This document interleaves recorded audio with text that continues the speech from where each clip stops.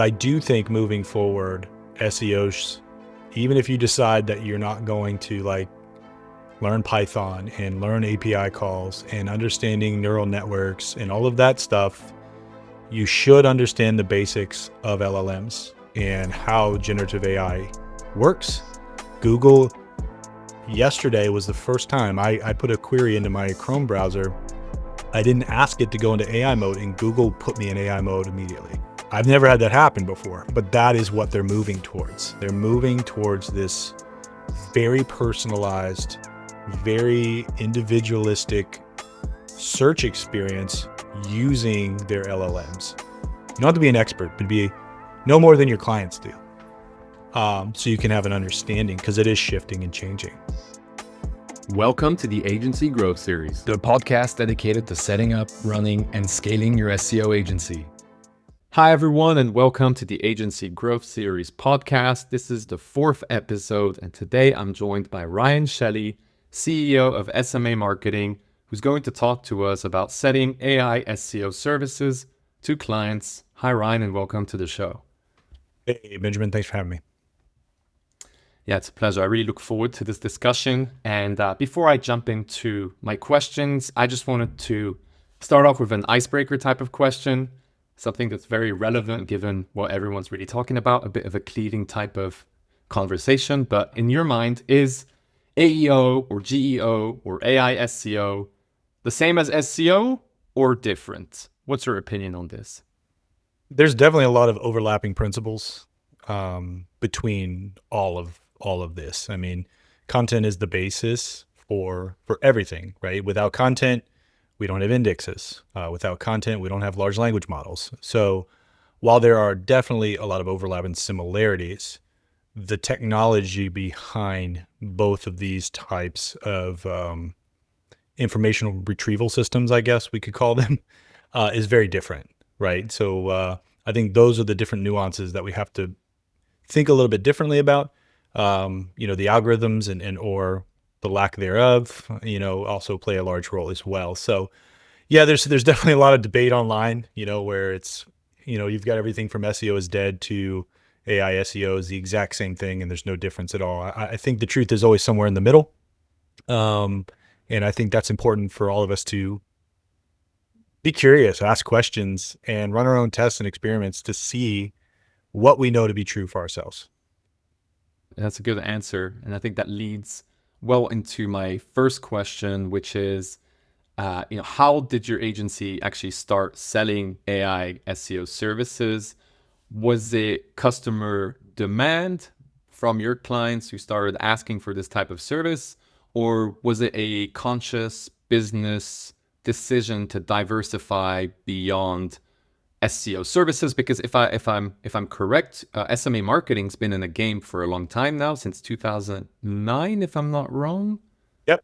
Yeah. Yeah. So yeah, just how did you actually go about selling your first AI SEO services?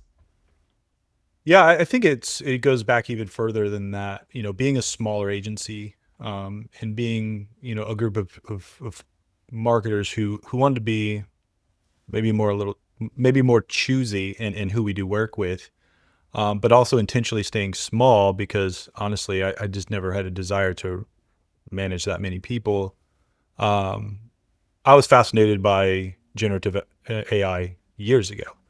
I first started working with generative AI more so from a knowledge graph building projects, and using, GPT-2, and using early models of BERT and T5, and how can we leverage these tools to help us maybe automate some of the larger optimization projects we had, whether getting a first draft of titles and meta tags. That was kind of like the playground. And then showing that to my clients early on. A lot of them had already bought into this automated approach, on leveraging technology to do some of these things. Even though we wouldn't necessarily publish stuff that came out of these early models, we could use them as a baseline to really help scale the work with a smaller team. As ChatGPT got more popular and the brand itself kind of grew, and we saw what they were doing with citations, and then obviously everything that Google was doing, from featured snippet optimization AI overviews. That's when we started to really track these things and begin to more or less it started as consulting. We work with a lot of technology companies that were already in the AI space using AI within their own programs and products. And we were showing this is what's happening in the world of search. This is how people are finding information. This is becoming more accessible to a broader use case and use base. So a good book that I think every entrepreneur should read, whether or not you're in this space or not, it's Crossing the Chasm, where it talks about how technology is adopted over time. And I still think we're very early in the world of AI search, and not everybody's ready to cross the chasm. There's a lot of noise. There's a lot of confusion. There's a lot of people just saying things that maybe aren't true. And what allowed our clients to actually sell or at least start to consult in this area where they would, pay for that was the fact that we had built trust over the years, being in the space, testing things and telling them the truth, like when we didn't know something. Um, as we started to consult and we started to see some of our early work on knowledge graph building and content optimization around the knowledge graph actually having a direct impact on citations for a lot of our brands, we realized this is something that we can leverage from a business standpoint and actually help position these companies who are trying to make sense of this new realm amongst all the noise. So I hope that made some sense, but it was more of a conscious decision for us than a reactive decision. We already were kind of doing some of these things, and there's a lot of names for it, but then we've kind of honed in on it and started to build around it specifically. And what was some of the earliest objections, and maybe some objections you still get today to when you propose these services for specific prospects or clients that you may have been working with? And what do you do to overcome them? Because it's very difficult today. As you said, there's a lot of noise around this topic. So I'm guessing a lot of clients come in from the point of view, especially if they see that, of skepticism regarding this new service. Again, what types of objections have you felt or had to deal with and that you overcame? Actually not had many objections. I've had more information and incorrect information that I've had to like fix. Um, because a lot of people coming in like, I read this and it means that we can do this, or I saw this guy on LinkedIn that said we can automate this whole script and ranked overnight. And, oh, I found this best XYZ, so they more come in with this preset idea of what it looks like and what they think it is. And so to me, it's a lot more of like education and breaking down and almost pushing back against some of these preconceived notions. So they don't understand. Again, it's not an index. They don't understand it's not Google. A lot of brands too are like, I saw this hack that you can do XYZ. But then other ones come in and are like, they think it just doesn't make sense. So they're just kind of confused. So they want the service. Most people are like, what are you doing? How are we tracking this? What can we do? And a lot of it's our current clients that have been like, what's going on here? But again, I think for the current clients, we've tracked really early the best we could, before a lot of these tools came out, like, keyword.com has their tool, which is obviously very helpful and to see what's going on. But before that, I was building Python scripts with all these different API calls and running prompts manually myself just to see where my clients might be surfacing. So I also have that data now that I can also show to prospects and say, look, this is what we've been doing for the last, it's this kind of stuff really for the last year. It's a little bit more than a year ago that chat search came out, right? And so we have that credibility behind us. And then I am not afraid to call lies, and to say, look, we've got people on both sides of the spectrum. The truth is really somewhere in the middle. It's really a mixture of a lot of different things.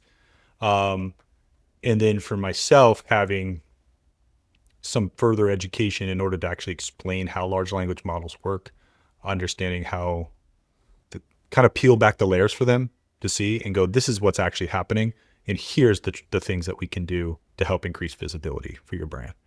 So it's not so much objection as more as just like trying to actually set real expectations, what this actually is and why it's more of comprehensive, cohesive strategy with search, with paid, with PR, with all of these other aspects? And how do we bring it all together to help elevate their brand? I guess this actually ties in well to one of the questions I wanted to ask you, because when you talk about LLMs, a lot of it relies on working on this citation optimization and getting your content in these influential citations, which can extend beyond what we consider part of traditional SEO. A lot of it has to do with Medium, Quora, YouTube, Reddit. How has your agency adapted to these new skills, perhaps, that you've had to acquire? Do you maybe work with external partners? Have you hired any additional people to help you with this work? So thankfully, a lot of the larger brands we work with have pretty robust teams, and some of them have, leaned into some of these areas. So we collaborate a lot, either with their internal teams or their other vendors, in order to achieve some of these different results. I think the first thing is understanding which of those, for most of our client base being very, very technical, YouTube still tends to be a very, very big citation engine for that space, especially on the Google side. Google favors YouTube a lot. We see that in AI overviews, AI mode, chat not as much. But, so looking at some of those other channels, so like, again, Reddit's a beast in its own right. I have no desire to be an expert in Reddit. I looked at that years ago and realized like I would literally have to pivot to only do Reddit in order to do it well. So, but a lot of these brands have people within them that have built their own kind of like niche in that area. So I think being open to partnerships and not looking at seeing yourself in a silo. I'm always one that when we get in with a client, like, who is on the team? Who are the other vendors we can work with? How can we partner with them?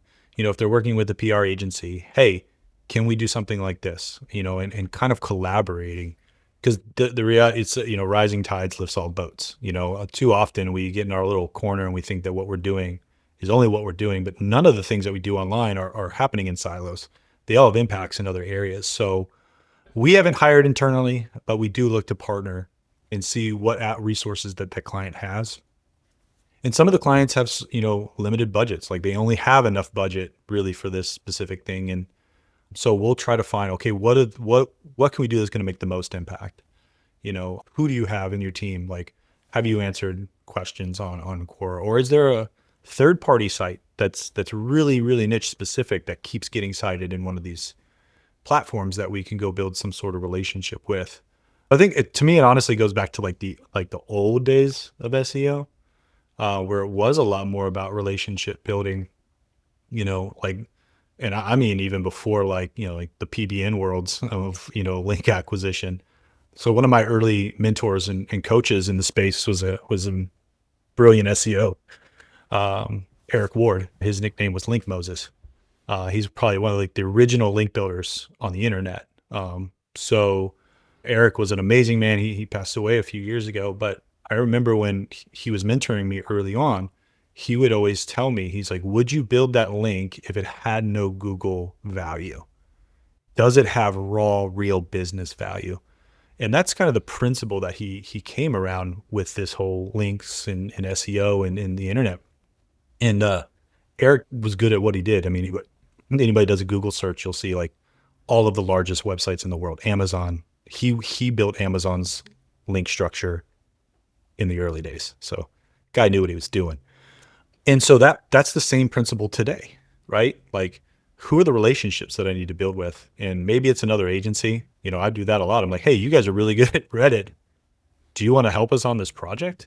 And I have other agencies that do that with me. They're like, hey, your guys are really good at the technical and the schema and the AI stuff. Can we partner on this specific project?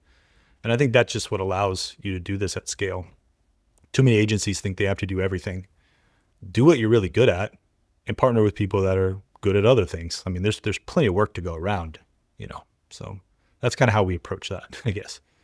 Yeah, I've heard that a lot from my previous discussions about working with different agencies who specialize in different types of verticals or different types of industries. It really seems like something that's a recurring theme among SEO agencies and successful ones. I'm curious to know how you actually formulate pricing around AI SEO services. How do you come up with the pricing? How do you justify the pricing behind those services? Are they different from your traditional SEO services? And maybe this could be a second question after as a follow-up. What expectations do you set and what types of metrics do you communicate to your clients to say this has been successful? Yeah, so the pricing is much higher than just our core SEO services. Now, our core SEO services will result in some AI visibility. That's just the nature of like the way some of these systems work. There is some overlap. But when we're doing more like specific like content engineering work around the AI side of things, it's much more of a heavy lift, and I'm much more involved in the process. So because I'm much more involved in the process, there's already an elevated cost there just because of my time. And then it really depends on what the client is able to do. So we kind of have like a base price that we set, like this is the bare minimum. And the reason we have the bare minimums is we've looked at what does it cost us to do this? Like what's the lift on our side? What are our costs? What's our basic margin? And then what is the ultimate value for the client? Too many times early in my agency days, I would just be like, okay, what does this cost me to do? Great, that's what I'll charge them, and then I would work really, really hard and realize I'm making like $5 an hour and it's not sustainable. And then, there's plenty of times where we've done something like really, really good, made somebody a lot of money, and we saw no benefit. We saw no, like, they were kind of like, yeah, well, you're supposed to do that, and I was like, yeah, but we like over delivered. And so to kind of make sure that we're protected in a sense, even though it's a partnership, like what is the value that they're going to get out of this? And then from there, we'll do some value-based pricing. So we do have like kind of a bare bones, like we will not go under this because it kills our margin. But then from there, there is a value-based aspect to it. What industry are you in? What are the ROI we're looking for? There's certain industries where we get one lead, they close that deal, and this has happened multiple times. It pays for us for like the next 5 years, right? So for that, we can charge more because the value is much higher. Pricing's always hard. Pricing's always one of those complex things, especially like originally I didn't go to business school. Like I didn't have any of these assets. And so then understanding, okay, what is the willingness to pay? That's a hard thing today, right? Because you have everything from people looking for free, do it yourself, or are you paying for expertise? And that's in every market, right? And you definitely pay it. You get what you pay for. So when we look at the metrics, how do we prove this? How do we kind of like show our results? It's definitely difficult. The metrics have to change, right? Will Reynolds, Sierra Interactive did a great article, I think it was even last year, about old SEO metrics aren't going to fly in this new space. So we really do try to tie things back to revenue.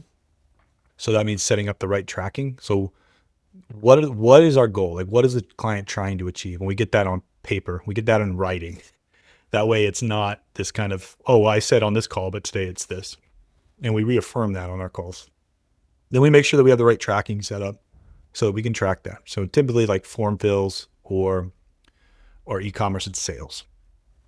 And then we do our best to pull that data into reporting to where we can attribute that to ROI. Because at the end of the day, that's what matters. And then we look at the leading indicators, like are we ranking in certain positions in traditional search? And then what are the queries or the questions around that might be surfacing in the LLMs? But then even today, which is really nice, thankfully, like these systems have started adding referral track, like linking and UTMs to their tracking. And you can pull in some of that data. I mean, everything's filtered in GA, but we can actually attribute LLM visits to desired actions. So we've got e-commerce clients where we can say, all right, we drove this much traffic from ChatGPT and you sold this many products, or you got these types of leads, and we connect that to a CRM and we track that, so we've got a client that we were able to track. They work in the government space. We were able to track them getting a very, very high level government lead through an Azure ChatGPT install within the US military. and we track that into their CRM. So you got to have collaboration with sales. Yep, we see the entry point. Has that person ever come before? No, we didn't know them. This is a new lead. It's a good lead. It's being worked on. And so then we report on that. Obviously, we want to have some credit for that win. So it really does come down with like setting tracking up right, having some analytics understanding, but then also realizing, and this is huge, I think, for any agency, letting clients know that Google Analytics and Search Console are not 100% of your data, that it's all being filtered, that Google isn't giving you everything. So these are trends, but then always make sure you have some sort of CRM to back that up with. For our clients that don't, most of them do, but let's say it's a newer client, we help them get on a CRM because it's going to help us out. If we can say, these many people came in, this is where they are in your CRM. Are they good leads? Are they not good leads? And we can track that down the road. Because ROI, if you make them money, they don't mind paying you money, but you have to show them that you're making them money. So I think that's an important thing. I'm still, as far as like what metrics, I would say visibility a lot. What does that mean? Are you being cited? Is your brand being cited within a particular topic? Can we run all of the prompts? No, there's just no way that, one, that's not an ethical use of artificial intelligence. And then two, you drive yourself crazy. But let's pick some high profile questions that we know are going to be asked, relatively common. And what's your visibility? How visible are you within those types of prompts? And those, again, I would say those are more like leading indicators, because once we see that, we can also track it to the page level. Did someone visit that page through an LLM? And then what actions did they take? Because I think that's where you show the whole journey. And then you make so we work with a lot of CMOs. We make them look really awesome when they go into a meeting and they're like, look at all this traffic, but look what this traffic did. And here's our business position now. So Beyond that visibility score, are there any other metrics that I'm thinking, for example, sentiment score that you're now starting to communicate with your clients? Because as we know, I mean, it's not like Google doesn't just list websites. It actually describes what the brand is, what it does, and what the words are associated with. And that could be positive, neutral, negative. I'm curious to know about how you started communicating this to clients and how they've received this specific new type of metric.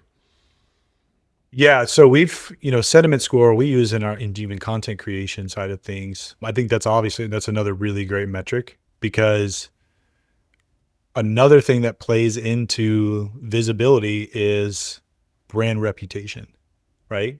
That plays a role in Google, EEAT, like brand reputation is part of that, right?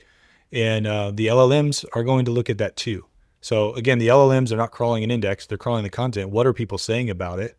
And if you type in your brand name into a chat system, ChatGPT, and it's like, well, half the people hate this company, you've got a major issue, right? And that's actually something that if you can surface for a client, especially early in the engagement, say, hey, you just brought us on. I don't know what you guys been doing in the past, but we've got some reputation issues that we need to handle and take care of. Because that may be a reason you're not ranking in the first place. So that could also impact SEO and so many other things. So I do like the sentiment score. I can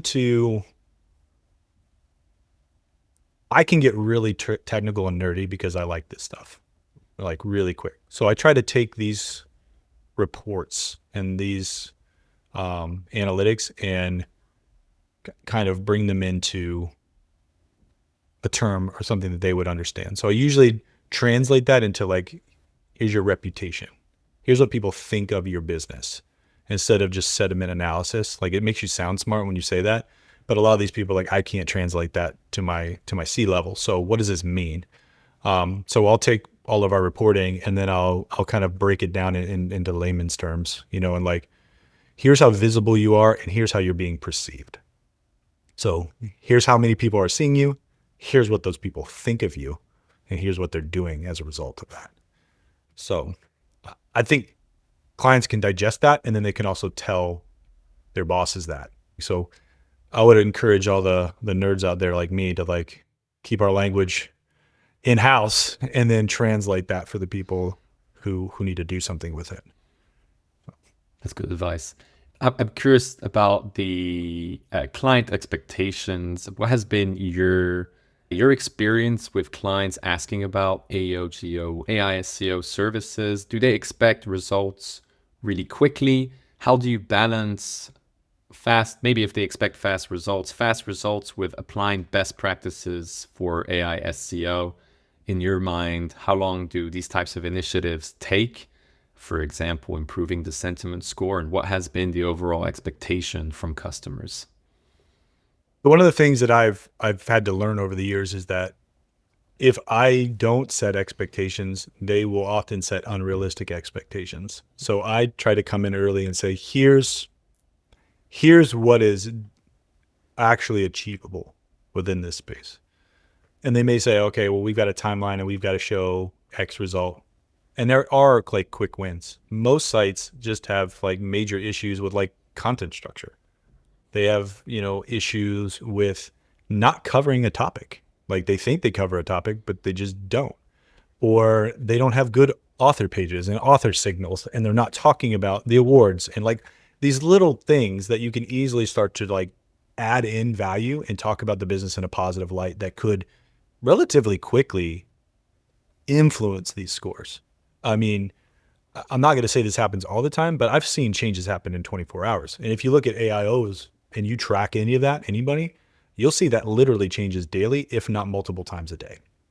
Why? Because it's an LNM, not an index. So those positions are constantly evolving and revolving through that. And sometimes there'll be 14 citations, sometimes there'll be 3. And so I think putting that out and testing that, we always say we have markers, at least when we get started, we have a 30, 60, 90-day checkpoint. And we look at what's happening at those points, and then we make adjustments. And then we just keep running on these sprints, constantly making adjustments. And I will say when it comes to it, now the way I talk about it is that this isn't like ranking. This isn't like you score, your page has a page score, that you're in an algorithm and that you kind of get a rank, maintain, and hold. That's not what we're talking about here. It's much more conversational, much more nuanced. And so while you're going to see your scores go up and down, we're looking at what are the trends telling us long-term about your brand. I'll have those checkpoints, and sometimes, things go well, and sometimes things just go really well, and we don't really know all the reasons why, and it's great. And sometimes we have to keep going back to the drawing board. But I think that where building trust happens. I've even in the SEO space, we had a client that stuck with us through a really frustrating time, and the reason why they stuck with us is because we built trust, and they eventually took the gamble I wanted them to take, and it paid off huge. One of those few cases where like removing content on a page actually increased rank, and we haven't lost it since, because of the different intent signals. So I think ultimately managing those expectations, you have to kind of set that, because the client, they're in their office a lot of the time. They're having all these inputs and people coming in and saying, okay, here's what we're doing. You have to come, here's what we're doing today. Here's what we're trying to achieve. This is what we actually have control over. This is what we have no control over, and we hope will get picked up. So we'll do everything we can. We'll keep marching forward, and we're going to have checkpoints, and we're going to continue to make adjustments and tweaks and tests along the way. And just being open with them. That's the biggest thing. Like being honest, like, hey, we did all this work and nothing happened. Okay, what do we learn from that? All right, these might not be the levers to pull. So here's what we're going to be doing instead. So that way they at least know, right? Everybody's had times where they've done things and it didn't work the way we wanted to. But when we're open and we're honest about that, I think it goes a long way. And some clients just, let's face it, we've all had it. They have unrealistic expectations, or they've got pressures that they can't control. And it may be in that case, it's just better to say, hey, maybe we're just not a good fit. We really tried. We're really sorry. Good luck. Good way to lead into my next question, which is there a certain type of client with which you decide, okay, AI SEO is not what you should be doing right now? Or on the contrary, one where you're like, you're really good in SEO, but you're not being cited in ChatGPT or AI overviews, and this is where we can actually improve your visibility. I'm curious to know if there's any industry you're particularly fond of working in. Are there any industries that are a bit of a surprise in term. I mean, you talked about the one you just gave the example there for the government of the U.S. Like that's we're starting to really think outside the box in terms of the types of industries that are gaining leads and customers through ChatGPT. Is there any one specific type of customer that you'd particularly like to work or not like to work with? Yeah, so we're very much, we work a lot in SaaS, but then we also work a lot in like defense. And believe it or not, like in those defense companies, we see quite a bit of high intent traffic coming through these chat systems. And you'll expect it to be ChatGPT because most of the people in government have to use Microsoft because Microsoft has been coined as the safe government approved platform. So they're all using Azure, which means they're using ChatGPT most times. Some Copilot, but the reality is it's mostly ChatGPT. SaaS, we see a lot of success in it as well because the technology space tends to use these platforms before everybody else. So that's kind of a natural progression. Local businesses, there are some where we see some movement, but that's probably an area where I don't think I've seen as much usage for people finding localized services through chat or LLM search. Most of the LLM search, typically is that very early stage informational where they're asking questions and then everybody copies the brands they find there and goes to Google and then does a Google search.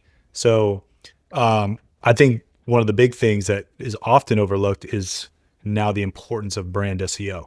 So many people think that it's just a given. Well, my brand, I'm going to rank for my brand. That's just not true.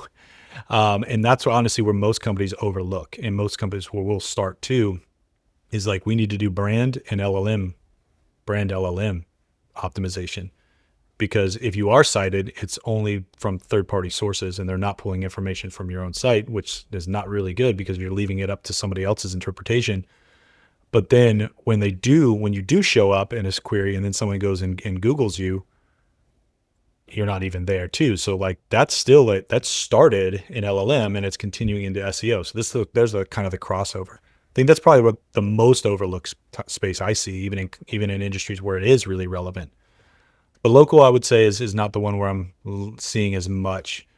An area where I am very surprised to see was actually in consumer goods. We have a client that is a large mattress maker, and we've actually sold thousands of dollars of mattresses through ChatGPT. I didn't think that would happen. I thought it would be more of an informational query that pushes people over, but because we're tracking the sources, it blows me away that these people will do their whole search within the chat platform and it'll result into them coming to the site and buying a mattress or something like that. That probably was the one that I was like, okay, we're starting to jump the chasm here a little bit where a consumer now is using a platform like ChatGPT to not only research a product, but follow through with a purchase. Like they trusted that search enough to do that. So I'm curious to know about what you think about the future of SEO agencies with the proliferation of LLMs. Do you think that every SEO agency in the future they'll want to stay relevant in this? I mean, with everything that's going on, will have to start learning the principles of AI SEO and start offering this as a service? I'm watching a lot of people dig in their heels. It's one of the reasons I've just kind of checked out on LinkedIn lately. I don't know, just just both sides of it, honestly. But where it's like, it's the same thing. It's the same principles. And I will agree, like the foundations are very, very similar, but we're working, like I'll say before, we're working with a completely different technology.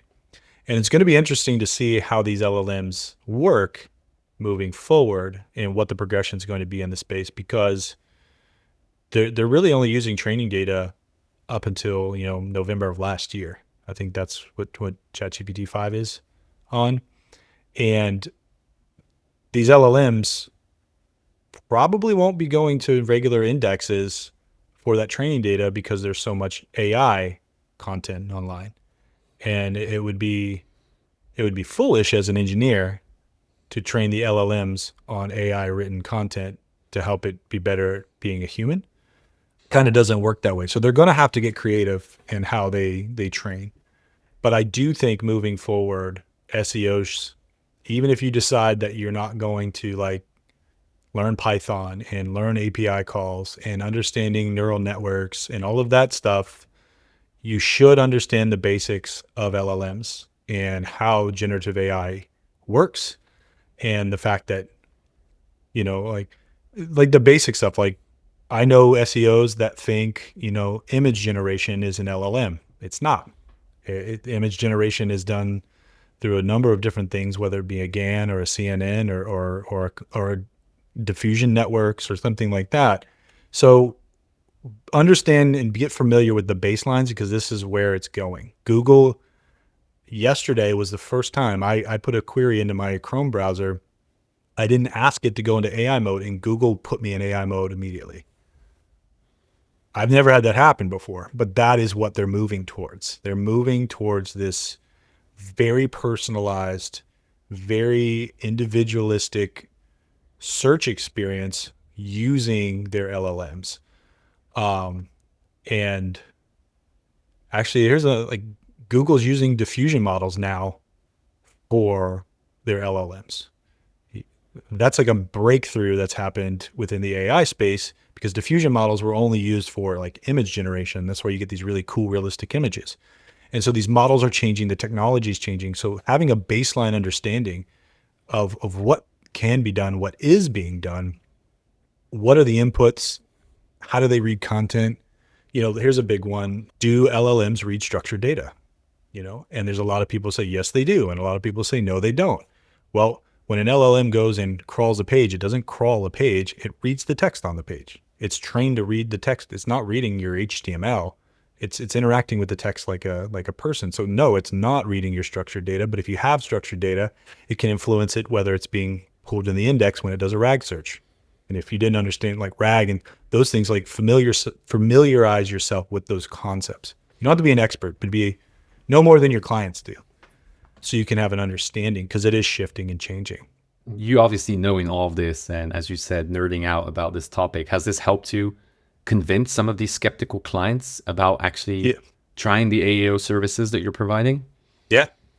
Yeah. I mean, because they're like, oh, this guy's not just and if you are one of these, sorry, he's not an AI bro, is what I call them, where they just like vibe code and make up these like comment script, and you'll get 1,000 clients in the next 45 seconds. It's like, oh no, this guy's actually studying. So like I'm getting my master's and working towards my doctorate in the AI space. A lot for my own knowledge. I want to learn. I want to know what's going on. I want to be able to teach my kids what's going on in this space. So I want to have that baseline understanding. And I think when you come to a client and then they're like, oh, this guy knows what he's talking about. He's not making just like these random things. He's not promised me overnight success. That's something I would always tell people early on, even in SEO. Is like, you don't have to go with me, but anybody that promises you that they'll get you #1 ranking tomorrow, please don't hire them, because they're lying to you and they're going to take your money and run. There was a time where we could do that, right? Like I remember back in the day where like, man, you give me a couple days and with a couple title tags and some meta keywords and good descriptions, I'm going to get your site ranking real quick. That's not how it works anymore. And it's even more nuanced now with the LLM. So having that understanding, just the baseline. So get some education, but do it from reputable sources. People in this space that know what they're talking about. I think that's important. Could you list some resources, people, publications? I think a lot of our listeners, a lot of them will be keyword.com users and thus SEO agencies, are interested in implementing these new services. They see a lot of information. As you said, it's incorrect on LinkedIn, can be perceived as snake oil type of marketing. What exactly do you think a SEO agency that's scared about the future and is thinking, I need to start doing this or I'm going to become irrelevant, what should they be following? What concrete action should they be taking to becoming an expert in this field? Well, I'm writing a lot about it. I talk a lot about it on my YouTube channel. If you think that what I'm saying makes sense, please follow me there. I'm even putting together a course for marketers, generative AI course that's going to step through all of these things for marketers so that they can get just a baseline understanding of what it is. Brittany Mueller does a great job of putting out like realistic expectations. She used to be with Moz. She now does all that's what she does is AI education. I like Dwayne Foster. If anybody follows him, again, very, very good information, technically sound, realistic expectations. Mike King from iPool Rank. Obviously, he's been on this for a long time. He's somebody that I would highly recommend following, reading his articles. Um, those are some of the people that I'll trust. That I actually have I have an automation set up that anytime that they post something new, it slacks me so that I can go just take a look at it and kind of see what's happening in the space, because I trust those people. They're proven track records, right? But they're also conscious about like the other things that are important too, like the ethical impacts, both in the systems themselves, the inputs. How are we using this? How are we repurposing stuff? How are we citing people? Like all the things that we need to really take into account when we're using this type of technology. So I would kind of find some of those voices and question everything. I think this just comes from my growing up as a skater, punk rock kid, playing in punk bands, like never trusting authority. So like if anything ChatGPT or Google's telling you, like don't take it at face value. Go research, study, do your own stuff. Like I've got a research paper that we're going to come out here on AI ethics, and then I've got another one on ranking signals that we did building. I built my own machine learning model and ran some tests, and there's some interesting insights in there, and it applies to both SEO as well as AI or GEO or whatever we want to call it. So get the data, question everything that everybody's doing, and run tests. That's where I've learned the most. I've broken a lot of stuff, but I've learned a lot from it. Yeah.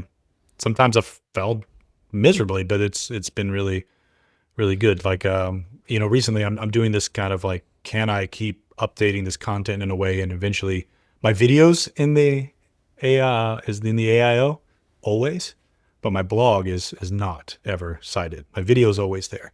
So I've constantly made these tweaks, and like with some of this new research I've done, I think I've uncovered something. So we'll see. We're going to make those changes, but I post that stuff, and so people can see that, hey, his blog's not ranking yet. And I'm like, yeah, I know it's not ranking yet. I'm still trying to figure this out. Maybe we can do it together.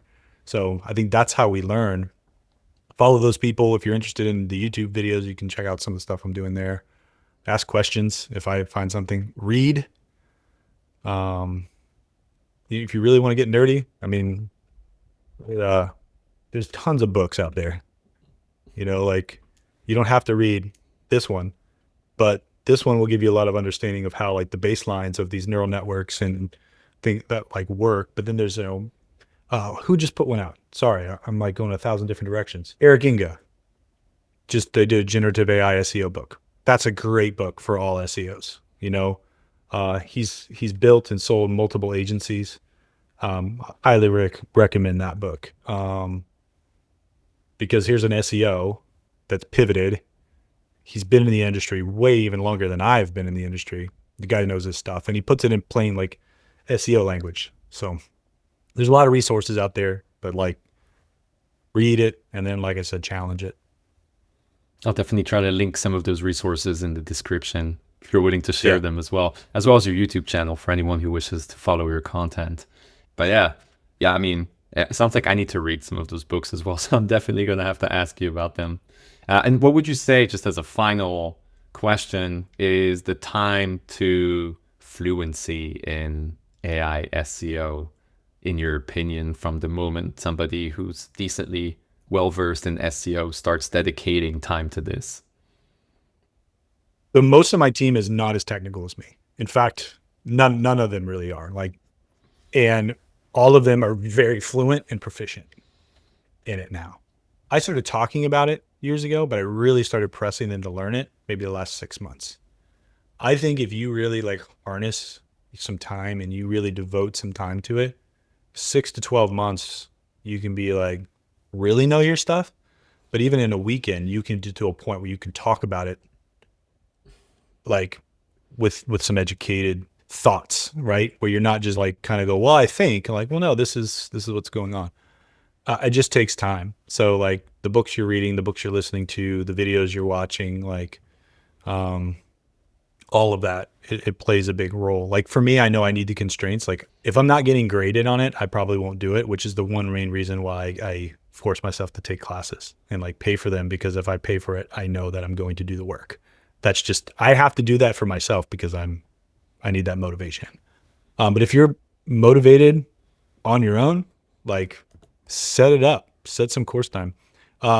Google actually has a really good course too. Like their just basic generative AI course is really good. Just gives you some basic understanding. You can do that in a weekend and get some really good knowledge there. And if you want, they'll even give you, if you can pay to take a test and get a little badge, and then people think that you're really smart because you've got this generative AI badge, on LinkedIn. So, and then I would even, Harvard Online does courses that are actually reasonable. MIT does classes that are reasonable. All of these types of things are really important because you're learning from, like, a lot of these schools. This is where this technology came out of originally. So you're learning from these early pioneers in the space, and you'll get a foundational knowledge. That'll take you a little bit longer, but like invest your time and energy in it because it's not going away. It's just moving from here. So. Well, it's clear that you're an expert in this topic, and this has been super insightful. I have no further questions. I just wanted to thank you for joining me on today's podcast and sharing all of your knowledge, the resources, everything you know about selling AI SEO services. I'm sure there's a lot that I'm going to do as homework following this conversation. If you have any last words that you wanted to share with our audience before finishing this call. No, just, I mean, thanks for having me. And yeah, if anybody has any questions and they want to reach out, I'm an open book. So. All right. Thank you very much, Ryan. Yeah. Hope to see you on the next episode soon. Yeah.